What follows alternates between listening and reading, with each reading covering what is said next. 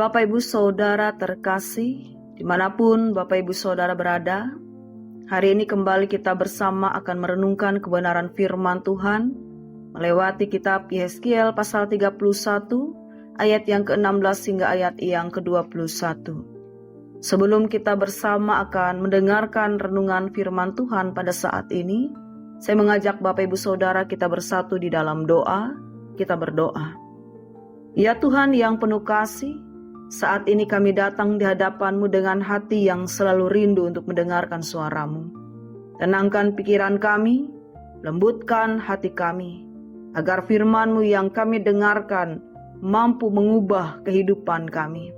Biarlah setiap kata dalam renungan firman ini menjadi pelita bagi setiap langkah kami dan terlebih menjadi kekuatan bagi kami menjalani kehidupan kami setiap waktu.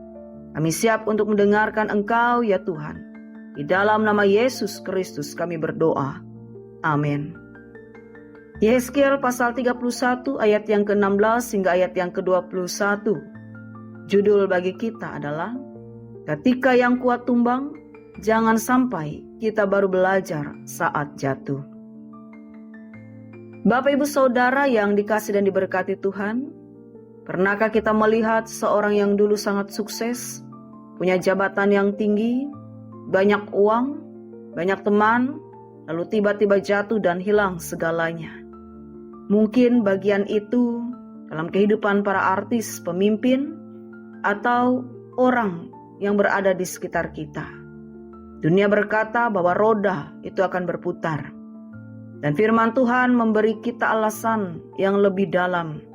Bagaimana kejatuhan seringkali datang ketika hati yang tidak lagi bergantung kepada Tuhan. Hari ini kita belajar dari Yehezkiel pasal 31, di mana Tuhan berbicara tentang kejatuhan Mesir. Bangsa yang besar dan megah, melalui gambaran pohon aras yang tinggi, indah dan menaungi bangsa-bangsa lain, namun akhirnya tumbang. Dan Tuhan membuat bangsa-bangsa gemetar melihat kejatuhannya. Mari Bapak Ibu Saudara kita melihat bagian yang pertama, mengatakan tentang pohon megah itu tumbang juga. Dan kita boleh melihat pada ayat yang ke-16, Aku membuat bangsa-bangsa gemetar karena kejatuhannya. Bayangkan saja Bapak Ibu Saudara, pohon besar yang selama ini menaungi banyak makhluk tinggi, kuat, akarnya dalam, dan daunnya rimbun. Tapi tiba-tiba terdengar suara keras bahwa pohon itu roboh. Dan semua yang bernaung di bawahnya lari ketakutan. Itulah gambaran tentang orang-orang besar yang jatuh karena kesombongannya. Dan hari ini kita hidup di tengah budaya pencitraan.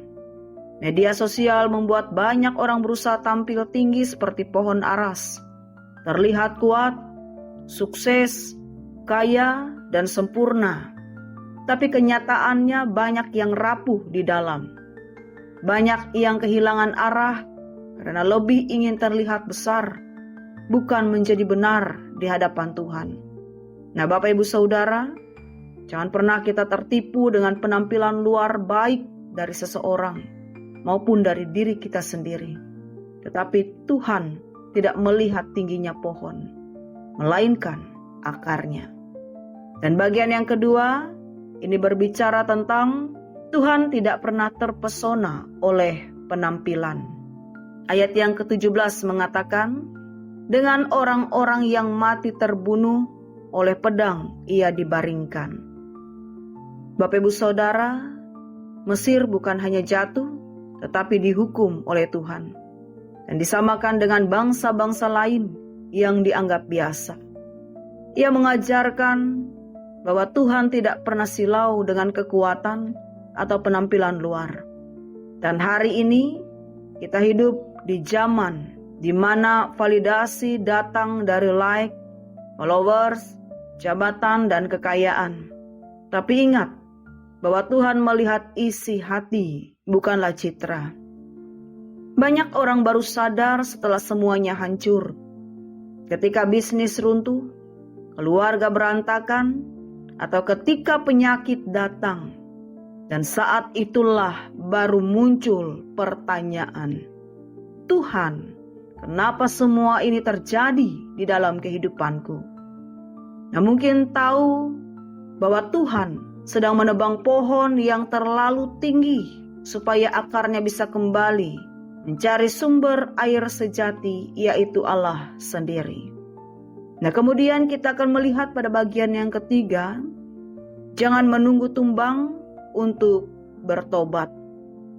Melewati ayat yang ke-18, engkau akan dibaringkan di tengah-tengah orang-orang najis.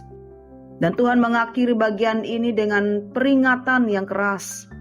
Tidak ada yang kebal dari kejatuhan jika hati kita menjauh darinya. Tapi kabar baiknya, kita tidak perlu menunggu tumbang untuk berubah.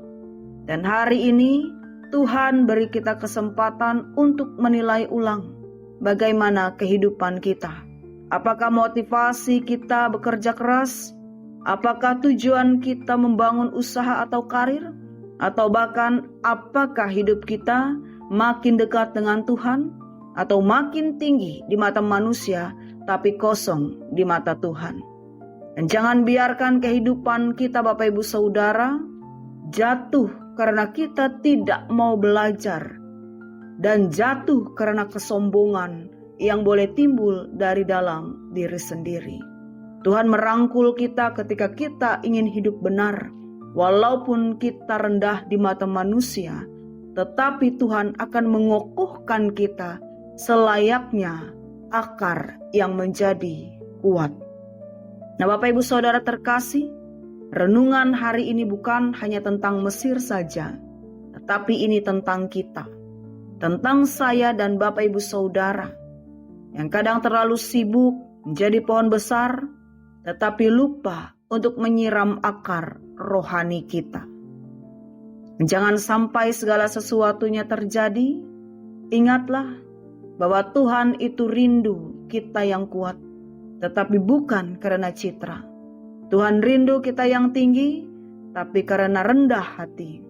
Dan lebih baik tumbuh pelan, tapi sehat di dalam Tuhan, daripada tinggi terlalu cepat, lalu tumbang dan mati. Mari Bapak Ibu Saudara, kita kembali bersatu di dalam doa. Tuhan, kami sering tergoda untuk mengejar penampilan dan pengakuan. Tanpa sadar kami meninggikan diri melebihi Engkau. Ampuni kami ya Tuhan. Dan hari ini kami datang dengan hati yang terbuka.